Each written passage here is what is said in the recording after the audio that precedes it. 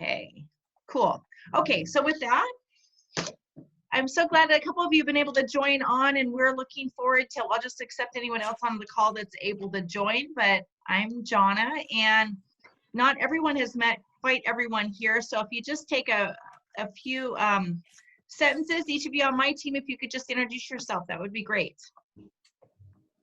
Barbara, we'll start with you. Hi, I'm Barbara. I'm working with Jonna since January last year, and I'm in real estate now for 11 years. And yeah, still running hard and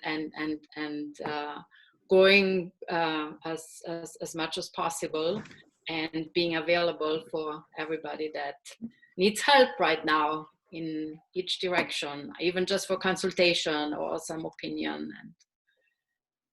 Thanks, Barbara. And Danica? Hi, everybody. I'm Danica. I have been working with Jonna for about a year on the property management and some personal property type role. And then I just got my real estate license in September, and so joined Jonna in the real estate world. And it's an exciting time. I'm definitely doing a lot of learning with everything that's going on, and trying to figuring out how to navigate the waters, but it's great to have a team aspect to really lean on and have some guidance. So yeah. Thanks, Danica. Kim? I'm Kim. I've been in real estate for about 4 years now, originally from Oklahoma City, and have lived several places when my husband was in the military. I'm somewhat of a relocation specialist. I really like helping people move here from out of state, and have really loved my time at Jonna Weber Real Estate. Yeah. And last but not least, Marcy. Hi, I'm Marcy. I'm our team's marketing and listing specialist. That basically means that I get to do all the fun stuff. So I get to help manage all of our social media efforts, our print and online campaigns, our newsletter, our blog.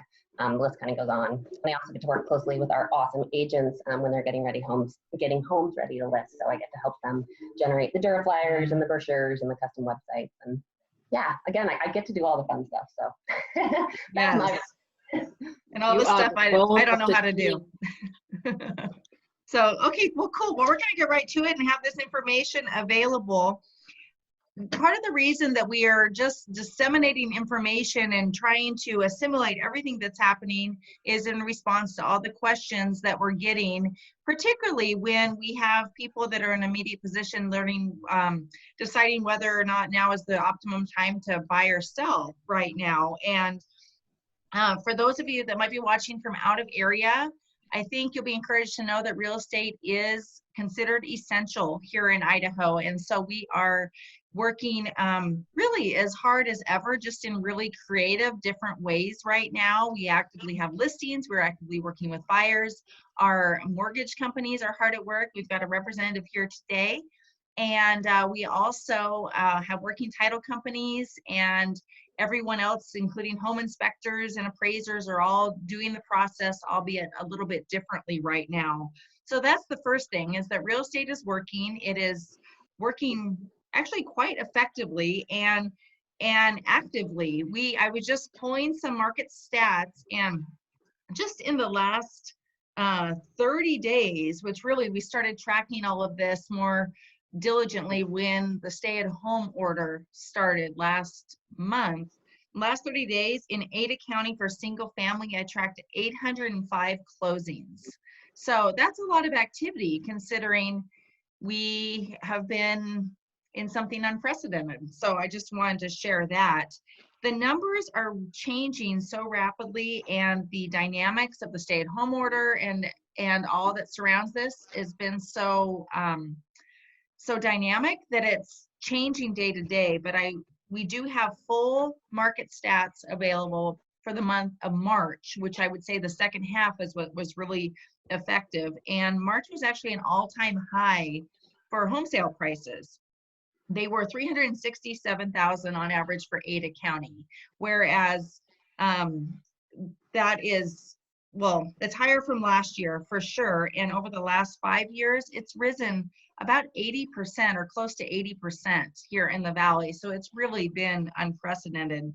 I tracked closings in Ada County single family for the last 7 days, just as a comparison. And our median sold price is $365,750. So it's still very, very close to where we were, going on 4 weeks ago. So that I think is an encouraging trend.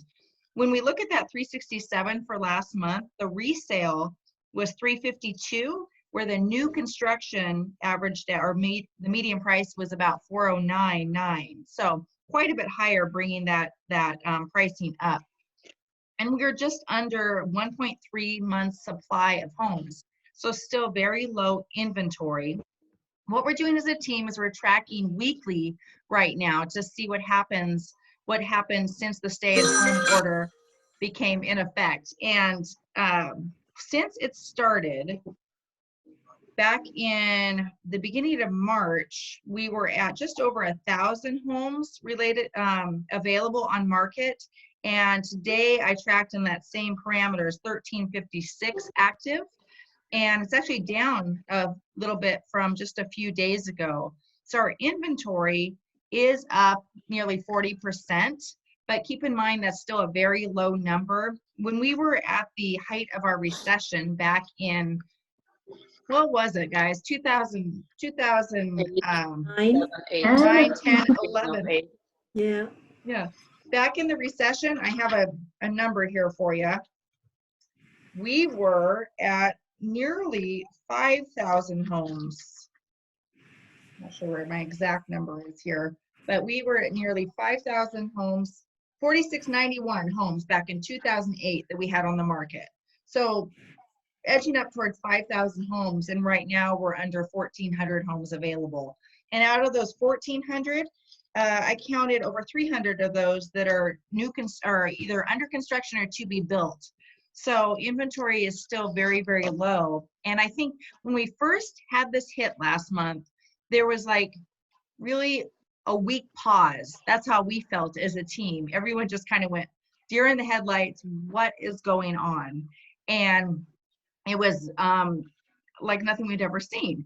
That said, closings were still happening because of everything that hit as we were going into such a strong spring market. So we continue to see closings happen, but showings dropped down dramatically. So it's going to be really interesting when we get the full April numbers to see what the full effect of that was when we go into going further into April.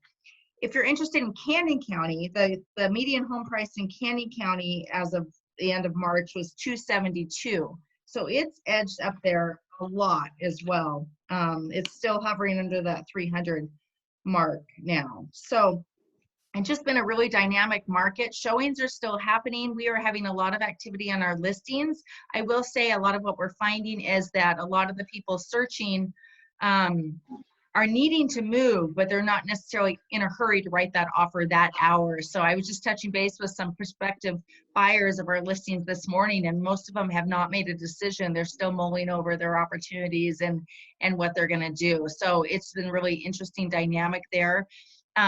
Interestingly enough, a lot of our higher end listings are getting a lot of activity. So it's not necessarily that no one can afford homes right now. It's that we have a lot of our California buyers that are just kind of sitting tight in California right now, are not able to physically be here, but our virtual showings are up.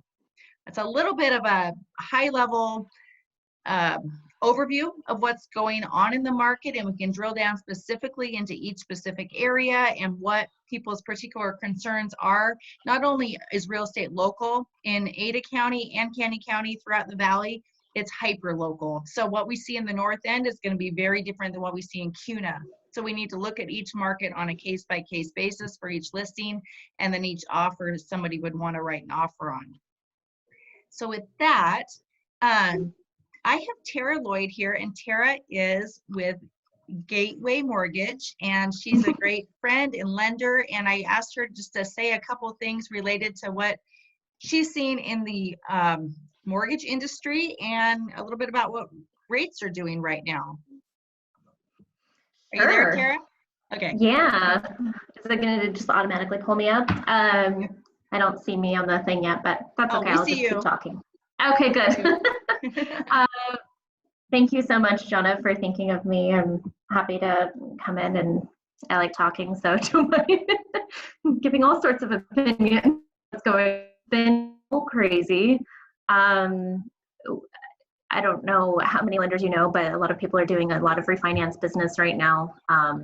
There's just this really unprecedented confluence of issues going on right now where we have not only what was going on in the market, you know, we were very much on a downward trend as far as rates go. And that was looking really positive in the long run as far as rates getting really, really low. And then this kind of hit everything into a bit of a tailspin. Rates tanked for a couple of days, and then with everything happening in the stock market like it was, I hope you guys don't mind. I'm going back a few weeks, and then we'll kind of bring it to current because it tells a story. But at the beginning of all of this, when we first started getting cases in the United States, coronavirus, and the stock market was tanking, a lot of those investments were calling cash calls, and so people are, you know, having to cash out their mortgage bonds to pay for the stock market. So we saw this weird thing happen where normally, as lenders, we're used to seeing the stock market doing poor, and we're kind of like, boo for our portfolio, but yay for mortgage rates, because usually people will funnel their money into mortgage-backed securities when the stock market's not doing so well. That did not happen this time around. It was very much the opposite, and everyone was selling everything.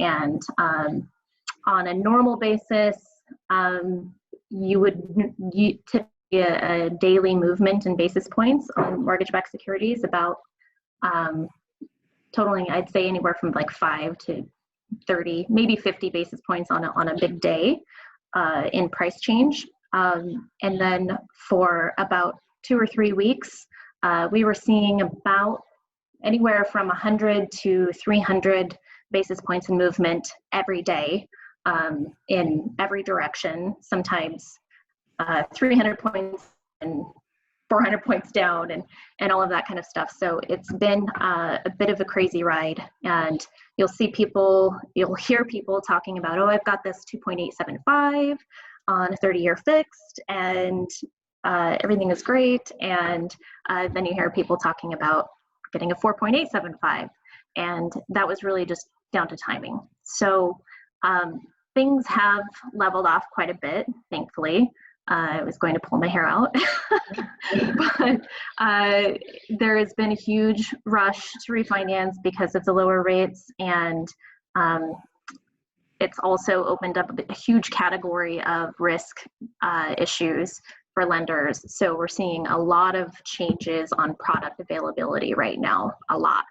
So you may or may not know this already, but a lot of the government loan products are have overlays on them now. Most companies are having pretty significant overlays, as where, for instance, on an FHA, as where the minimum credit score used to be 580, right now we're looking at 640. Most companies are looking at 640, some higher. Some are suspending programs altogether. Jumbo programs are pretty few and far between right now. And that's, I think, impacting us quite a bit. There are pretty much no cash out refinances on a jumbo right now. There are some. What else? There's so many things that are very small and minute, things that people maybe thought that they could do a couple months ago, might not be able to do now, but might also be able to do again in a couple of weeks. We don't really know. So obviously, with unemployment being low and doing what it's doing, a lot of investors are experiencing defaults, and loan servicers are really struggling to keep up with that influx of non-payment and figure out how to deal with that, either deferment programs or forbearance programs, and just dealing with the capital loss and hoping that, you know, if they're not a backed mortgage company, how are they going to stay afloat during this time? We're all just scrambling and working as fast as we can to figure it out and keep forward. Absolutely. I think creative things will take place. Yeah, for sure. Quick question, Tara, that it's come up with some some investors and a couple of buyers out of California. There's so much talk about forbearance and these programs where someone could effectively put their mortgage on hold for a little bit if they've had a hardship. If somebody is doing that or has done that, if they want to then sell and purchase up here in Idaho, how does that taking advantage of any of those programs, does that affect their credit or ability to get a new mortgage? You know? That's a really complicated answer. Yes and no. It very much can impact your ability depending on what you're doing. So, for instance, if you're in a forbearance program right now, you're not eligible to refinance until you've finished out that forbearance program. So if someone is maintaining that asset and not selling it, then that could pose a very real issue for them. However, it does not prevent people from selling the asset and paying off the loan altogether either. So there's always that option. As far as credit reporting, most companies, I think, are just doing that on a case-by-case basis. So I don't know what everybody else's policies are. If you're in a forbearance program, it's highly likely that will be reporting on your credit. If it's a deferment program, depending on what it is and how the company's structuring it, it may not report at all. So it may impact your credit rating as far as your score, but as long as you don't have a late payment, those are the big items to make sure that don't occur. So definitely, if people are looking at prolonging payments or something like that, do not miss a payment or do not go 30 days late under any circumstances, because that absolutely will impact your ability to get financing. If you are going through a deferment or forbearance program, it's different. However, you're going to want to be out of that debt, out of that program, or paying it off. Okay. Thanks, Long Tara. answer. That's helpful. Hopefully that's clear. We just keep directing our clients to their trusted lenders and their companies, because we're not lenders and we're not trying to answer those questions, but these are questions that we get asked in the real estate industry right now. And so and every program is different, every lender is different, and frankly, policies are changing on a daily basis right now. So Okay. Yeah, thank you.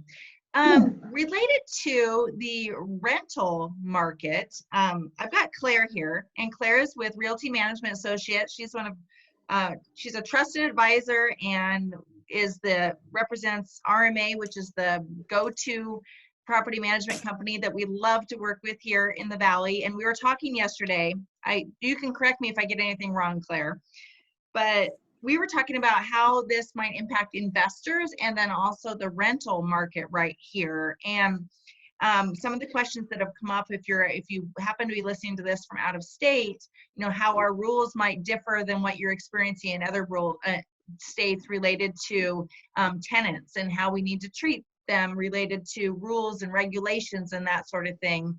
And I'm happy to report, from what sounds of it, the laws in Idaho are much more landlord friendly than other states may be. And so to date, we've had a pretty good track record for tenants being able to pay on time here in Idaho. And the demand for vacancies, when we have vacancies, is still good. In fact, Claire, you were mentioning that some of the biggest demand has been in like a little bit higher end single family rentals as opposed to the smaller multifamily. Is that correct? Yes, that's true. Can you hear me okay? Yeah. Okay, good. Yes, in fact, when you were talking about the real estate market, the rental market has mirrored that to some extent, I would say. We had record high rents in the first quarter of this year. Of course, we don't know what's going to occur in the next quarter, but our current rentals, the higher end properties are still moving at regular pace, whereas the lower priced rentals are slow. And I think that has a lot to do with the types of people who have been laid off work, and the fact that they're not getting their unemployment benefits as they, I want to say as they should. Let's say they're not getting their Right. unemployment benefits in the timely fashion that would be normal. Seems to be greatly delayed. Okay, yeah. Well, and on that note, I think in a nutshell, related to what the market's doing right now, we do think that when this settles and the stay-at-home order is lifted, we do think that there's going to be some great demand related to purchasing, with buyers coming back into the market at least through the summer. What we don't know is how this this unemployment numbers will affect the market. So I would say there's a couple of opportunities. One, if you're listening to this, if you're thinking about listing, I do feel like the most certainty we can have related to the next year or two is right within this next 30-day window, because we have got control of the numbers, what they're doing right now, and what we don't have control of is how this is going to impact us nationally on an economic level. So I think while demand is there, when it temporarily picks up, when the stay-at-home order is lifted, and when we know that the inventory is still very low, I would say this is the most, we have no crystal ball, but this is the most certainty we have related to getting you the best chance for the highest price on your home within the coming short term. In my opinion, again, we don't know, but that's what we're feeling and seeing nationally from other top agents beyond just our local market here. The other thing that I would say is that if you are a buyer and if you are an investor buyer, not every seller is going to be motivated. And I believe that if a home is still staged just right and just ready to go and beautifully at a great price point for a retail buyer, there's that opportunity for those sellers. But there will be those sellers that are distressed and that are in a hurry to sell. So knowing that we have a lot of investors in our client pool, for certain markets, there will be certain opportunities for distressed sellers right now. So it will be a good time this year to keep our eyes peeled and start looking for those opportunities that might be available, particularly for single family. We are still seeing incredibly low inventory for multifamily, two to four plexes. As of yesterday, there's only 18 on the market in Ada County. And so that will be interesting to see unfold as well. So a lot of moving parts. This is all a situation that is evolving daily, if not hourly in some aspects. But in looking at the numbers from the first 30 days, I believe there's some encouraging news. And if you're listening to this and you work with Kim or Barbara or Danica, I encourage you to talk directly about your specific area that you're interested, your specific market, specific neighborhood, because it really boils down to being hyper-local right now, and demand is different in different parts of the valley. But we're just here as a resource. Is there any other obvious thing that I left out that you think someone listening to this might be curious about that you'd like to throw out? Anyone on the team, or Marcy? Well, since we're talking about rentals, hi Claire, by the way, it's nice to meet you. Claire's managing our rental. We're still in California, and we bought a home, through Jana about, I guess it was 2018, and it's been doing really well, and we're very happy with everything. I guess I just wanted to know a little bit about the kind of the economic climate that's going on right now in Idaho. Are lots of folks losing their jobs? I think it's a little bit worse than California. But I guess I'm wondering what my chances are being a landlord of my tenant potentially losing their job. It hasn't happened yet. And we can afford to, to float somebody for a month or so, but I'm wondering, are you seeing, do you see this as being a problem long-term?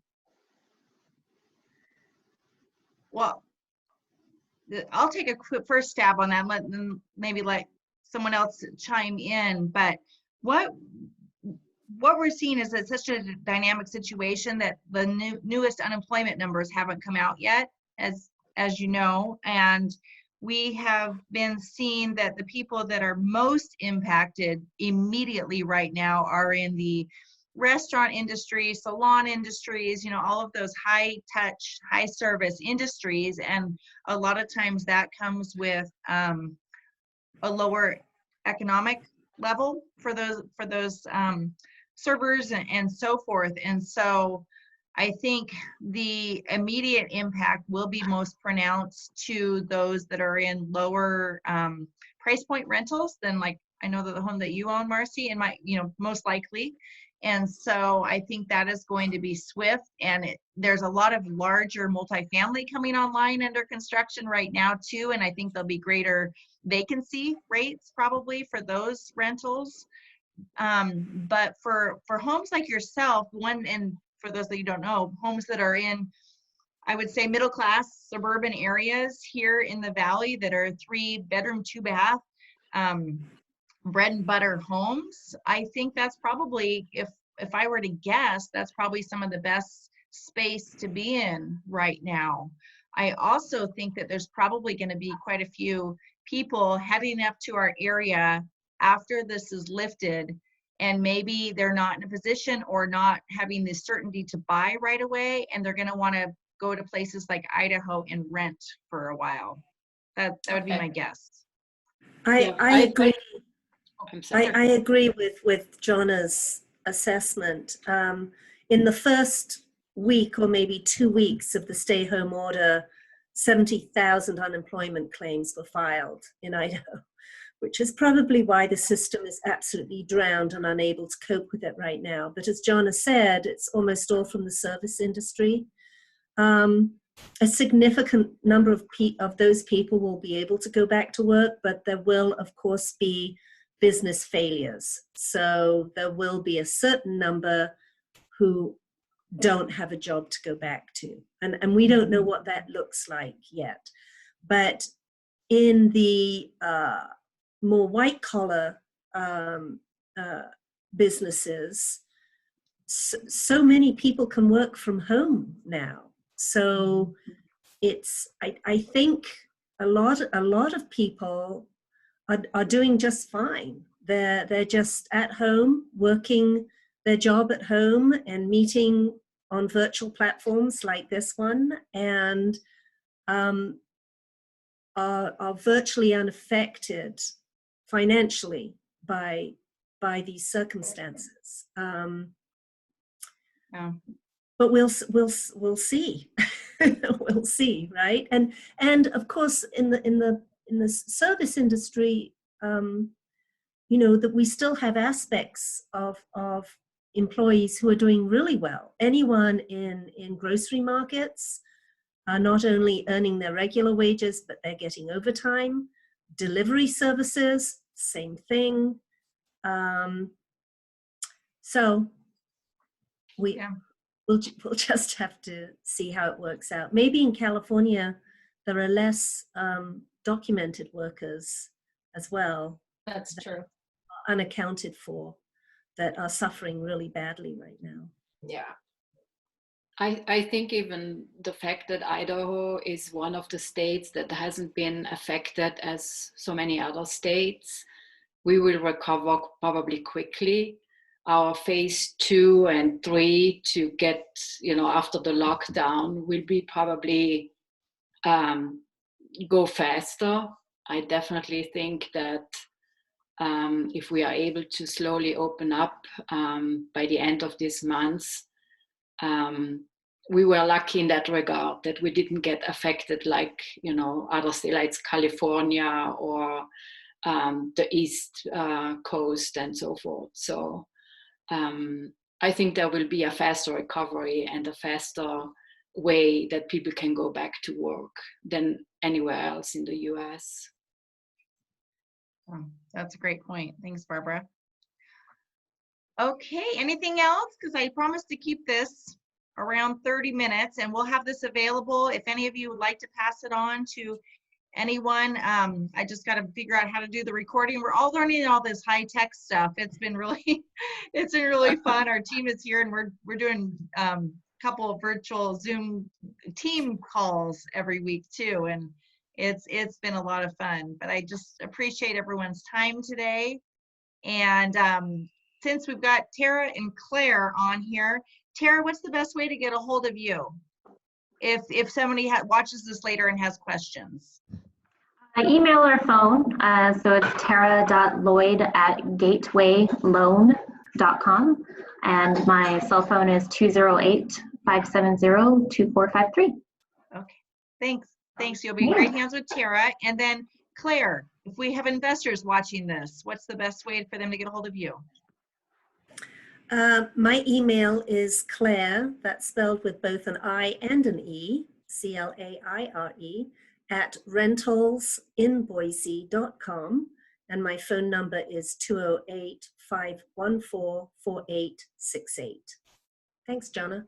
Thank you. And the rest of us can be found at jonnaweber.com, and reach out specifically to any of us with any specific local real estate questions. Marcy, thank you for joining us today. It's so good to see your face, and we can't wait to see you live up in Idaho soon at some point. 2 years. Thank you. Sounds great. Thanks, you all. Have a great day. Bye-bye. Thank you. Bye. Bye.